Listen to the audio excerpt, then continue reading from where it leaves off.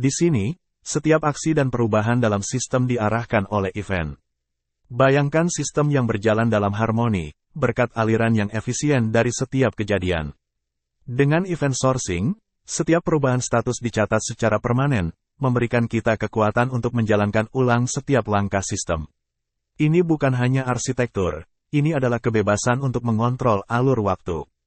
Dan jangan lewatkan Command Query Response Segregasi atau CQRS, konsep yang memisahkan antara penulisan dan pembacaan data, memberikan performa maksimal dalam setiap langkah. Siap untuk menjelajahi? Ayo kita mulai.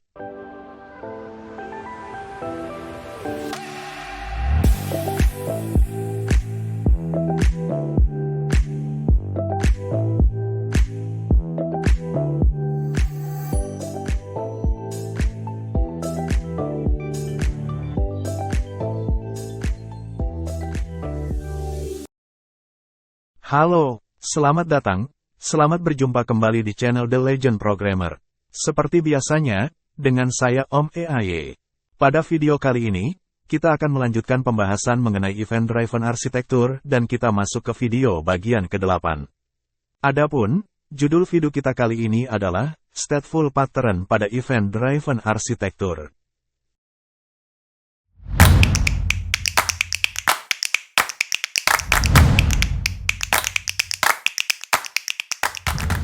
Pada penjelasan di video dengan judul Mendesain Event Driven Architecture, bagian 5, telah dijelaskan dan diperkenalkan event sebagai kolaborasi pada suatu sistem. Pada sistem yang berjalan berdasarkan event driven ini, beberapa servis akan bekerja sama mengirimkan atau mendorong semua proses sebagai aliran dari event atau kejadian. Dari semua itu, akan mengarah pada terbentuknya log dari semua proses dan data perubahan status yang dibuat oleh sistem akan disimpan secara permanen. Pada akhirnya, terbentuknya log ini akan mengarah pada dua pattern yang sering digunakan dan cukup terkenal yaitu Command Query Response Segregasi, CQRS, dan Event Sourcing.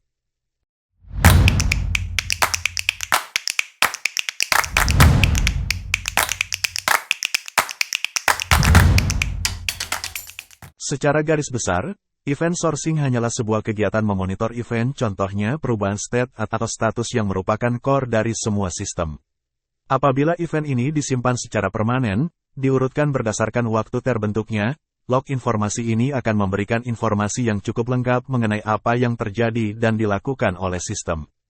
Kelebihan lainnya, adalah kita akan selalu dapat menjalankan ulang state sistem yang telah terjadi, dengan cara mengulang log dan mengirim ulang event. CQRS sendiri adalah pengembangan secara alami dari event sourcing pattern. Sebagai contoh sederhana kita dapat mengirimkan event ke Kafka dan dibaca kembali, listener, dan di bagian konsumernya kita tulis data dari event pada database lainnya, secondary database, untuk digunakan pada proses pembacaan data dengan tingkat frekuensi pembacaan data yang sangat sering.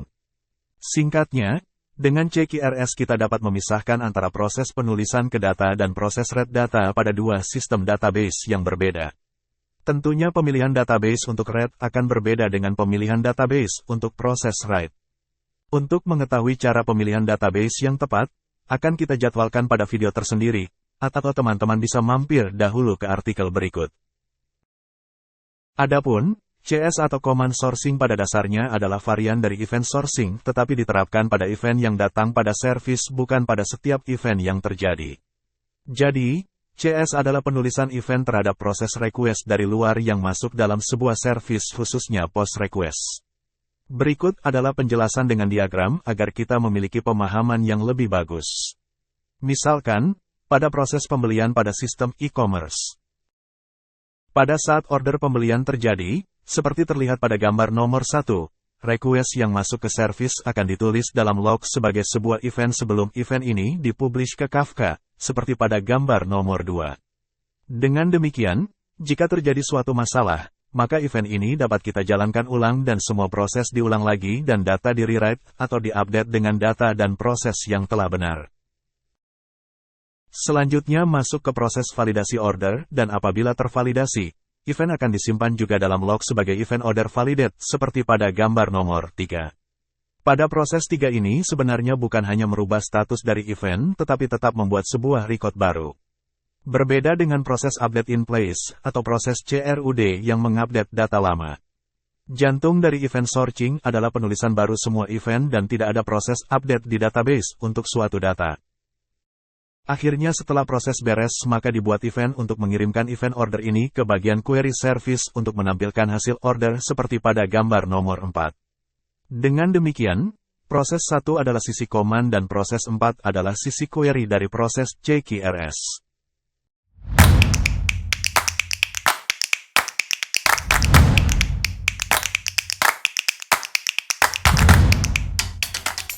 Misalkan, kita punya sebuah service order yang merupakan bagian dari microservices, dengan penambahan kemampuan membuat bug secara programatik. Adapun, kesalahan yang terjadi misalkan penanganan waktu timestamp karena zona waktu yang salah.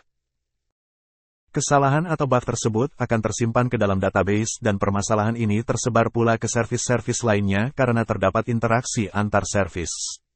Dengan demikian, proses fixing akan menjadi sangat berat karena problematika sudah tersebar secara luas.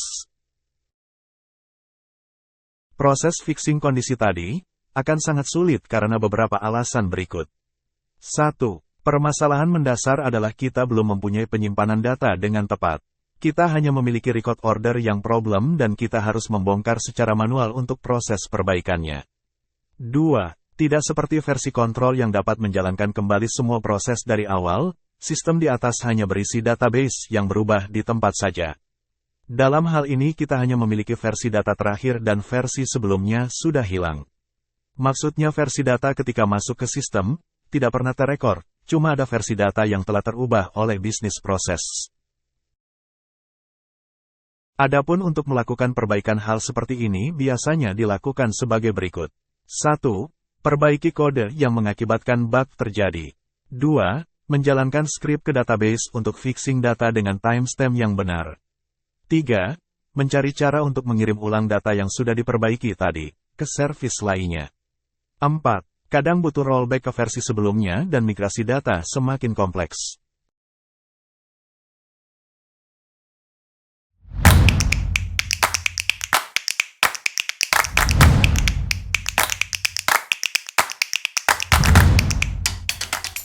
Apabila kita merubah sistem di atas dengan pendekatan event dan command sourcing, maka input dan output setiap state atau kondisinya akan di-record dan disimpan. Adapun diagram proses yang terjadi sebagai berikut. Dengan sistem kedua ini, yakni sistem yang telah menerapkan EDA, kita akan memiliki data yang benar dan tersimpan di database sebelum bug tereksekusi. Dengan demikian, kita memiliki dua data, yakni data yang benar yang merupakan sumber data awal yang tersimpan di event atau command sourcing, serta data yang sudah terkontaminasi bug. Seperti dijelaskan di video pembahasan mendesain event-driven architecture, bagian 2 dan 3, bahwa Kafka dapat menyimpan event dalam jangka waktu yang lama, maka proses perbaikan bug yang terjadi menjadi lebih mudah. Kita perbaiki bug pada software atau service yang bersangkutan, dan setelahnya kita tinggal mengirim ulang data yang benar dari command sourcing tadi ke sistem. Secara natural data yang bermasalah akan di-override dengan data yang benar, serta data yang benar ini akan tersebar secara otomatis ke service-service lainnya. Jadi CS atau command sourcing, memungkinkan kita dapat menyimpan semua input dan sistem dapat diputar ulang. Event sourcing akan merekam semua proses dan perubahannya statusnya, serta kita akan mengetahui apa yang terjadi pada sistem kita dengan jelas. Mempunyai kemampuan menyimpan semua status dari sistem, memberikan kemampuan kepada kita melakukan debugging dan tracking lebih mudah. Sehingga pertanyaan seperti, mengapa order ini secara misterius gagal atau ditolak, akan mudah dijawab.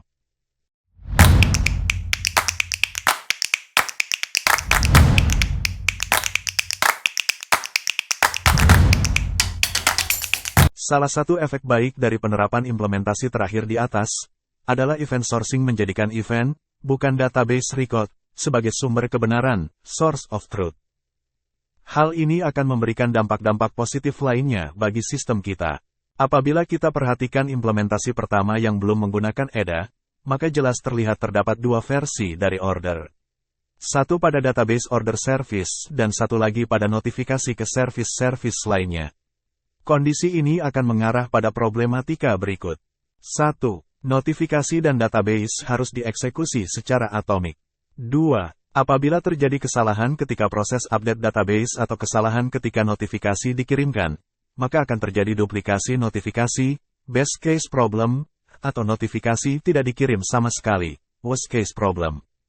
Event sourcing dapat menangani dua permasalahan tersebut dengan mudah, dan apalagi jika kita terapkan Saga Pattern akan menjadi sangat yakin konsistensi data bisa kita jamin dengan benar.